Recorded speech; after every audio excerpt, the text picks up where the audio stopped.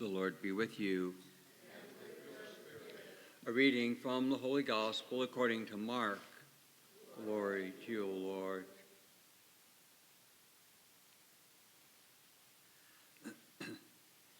After the 5,000 had eaten and were satisfied, Jesus made the disciples get into the boat and precede him to the other side toward Bethsaida, while he dismissed the crowd. When he had taken leave of them, he went off to the mountain to pray.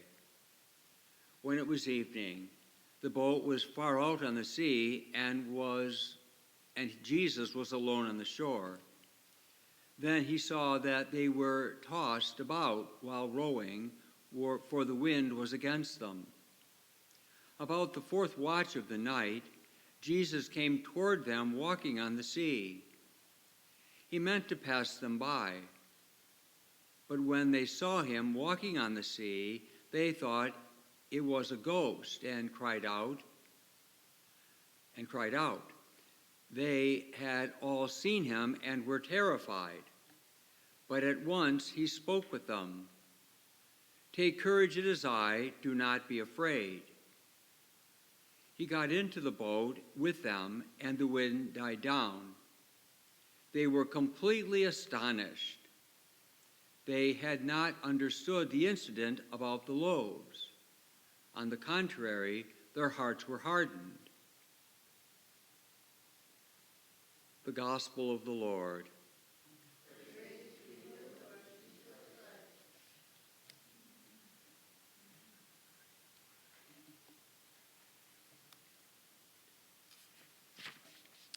Did you all have a perfect night's rest? Not so much, right? I guess not. Did you wake up perfect this morning? Would you like to go back to bed? See you tomorrow. How's that for a short homily, Jim? How's your day going so far? Pretty good, thank you. Did you get the roof put back on your house? We got installation put in, yes. You got your installation insulated? We're completely installed. Perfect.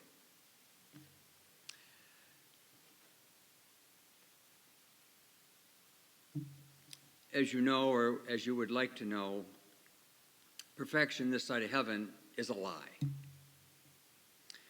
So people do get tripped up on John's language here, thinking that somehow if we're not happy and if we're not loving perfectly, then we're never going to make it. I'm kind of probably exaggerating that, but there are people. What do people like to say? Well, I'm a recovering perfectionist. Or not so much, right? I don't know how or why we got so far off track, or got off track, maybe not so far. But that's the nature of what it means to be human, isn't it? Is it not? I think we have to value and appreciate the social sciences, psychology, for instance. Jesus was a very psychological person. He was psychologically, perfect, the most integrated human being that ever was and ever will be. That's kind of hard to wrap your head around.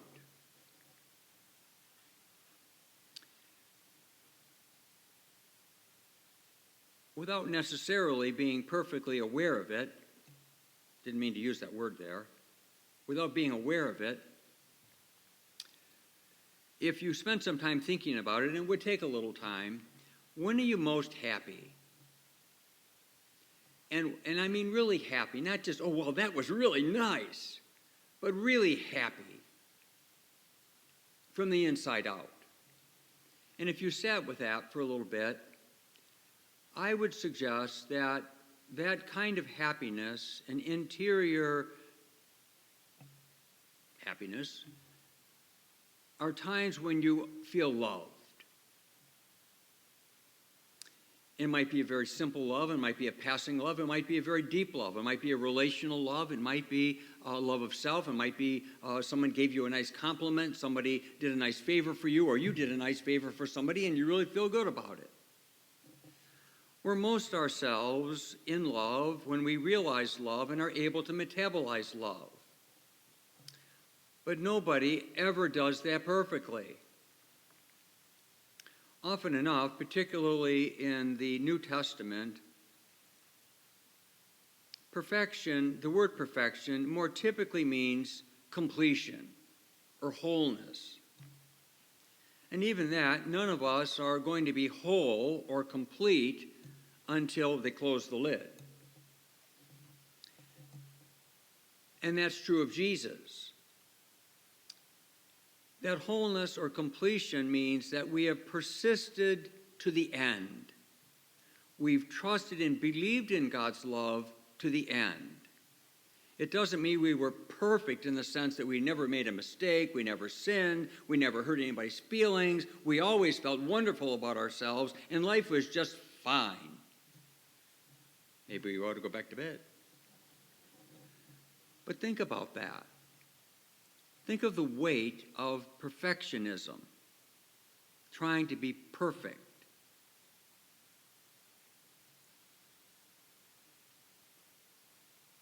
It's only 3 words. But if we spent more time contemplating, just thinking deeply, God is love. And if we live in God, God lives in us. Pretty simple. Or is it? The hard part is we think we have to do it. We have to earn it. We have to merit it. We somehow have to give something to God to gain that love. Not true.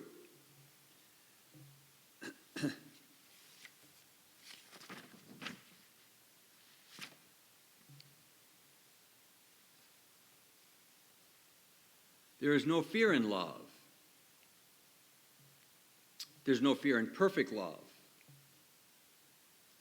And no human love is perfect. But perfect love drives out fear. Complete love, persevering love, yeah, it does help drive out fear, doesn't it? It does. But fear has to do with punishment. And we've all felt that.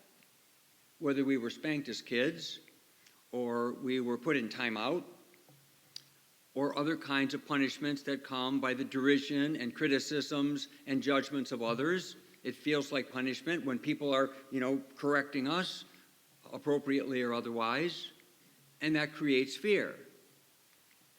So the one who fears is not yet perfect.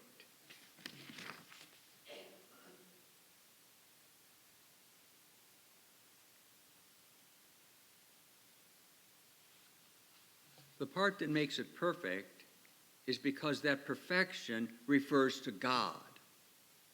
God's love is perfect.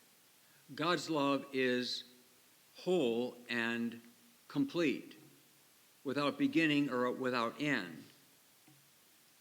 The hard part for us is that we have to surrender to it. And we don't like to do that because it makes us feel vulnerable. Human beings spend inordinate amounts of time in their lives, our lives, trying to be in control so that we can manage the vulnerabilities and the defenses that we feel we need so that no one can hurt us or take advantage of us. A lot of times those same defenses can be walls against our freedom to be loved and to love others. That's how the reading opened. If God loved us, so must we love one another. It's another verse to ponder. How did God love us? Will teach us how we can love others and how we can learn to love ourselves. There's any number of passages, particularly in the New Testament, but even in the Old, that are psychological readings. Martha and Mary, the prodigal son and the older brother, Lazarus and Dives. Today's gospel is a very psychological gospel. I take it to be a very real, very lived experience. It's one of the most credible historical stories, which we heard yesterday, the multiplication of the loaves, because it's in all four Gospels. It really happened.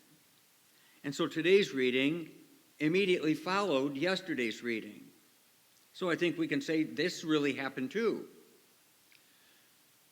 But notice how psychological the gospel writers are. Where'd they get that? The social sciences didn't develop until the early 50s, 1950s, by and large. Before that, but by and large.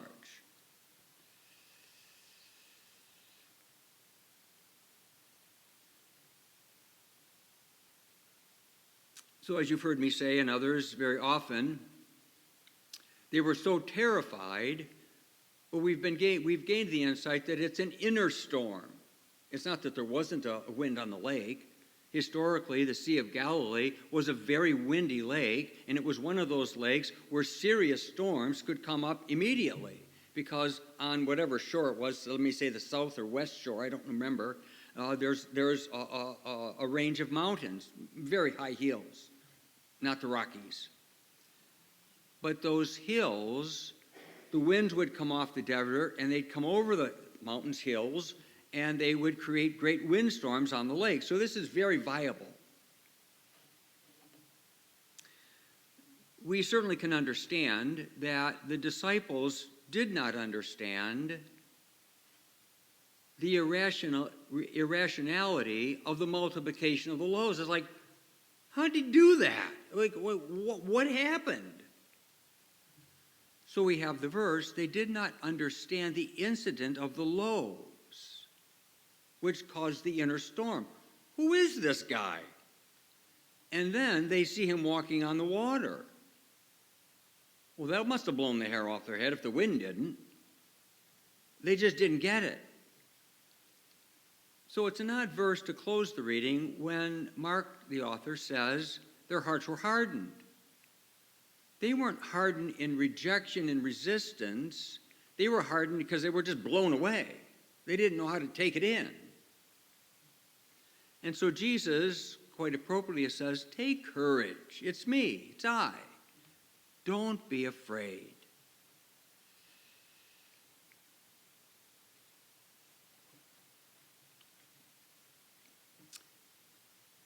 It's impossible to quantify and even qualify the divine mystery. But John is very clear, and he was there. He knew Jesus personally.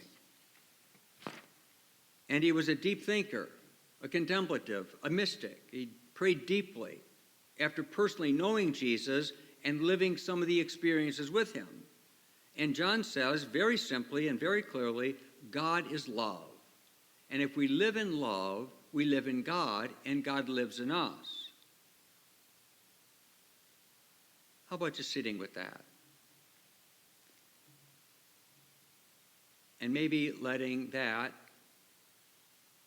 untie some of the, can I say, knots or bumps in your string that are perfection, that cause fear or guilt or vulnerability. We can't untie the knots by ourselves, but love can, and God is love. That's the hard part that makes the way easy. Come to me, all you who are burdened, for my yoke is easy and my burden light.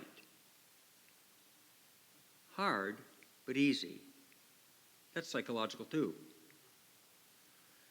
If the best you can do is go home and go back to bed, please do it.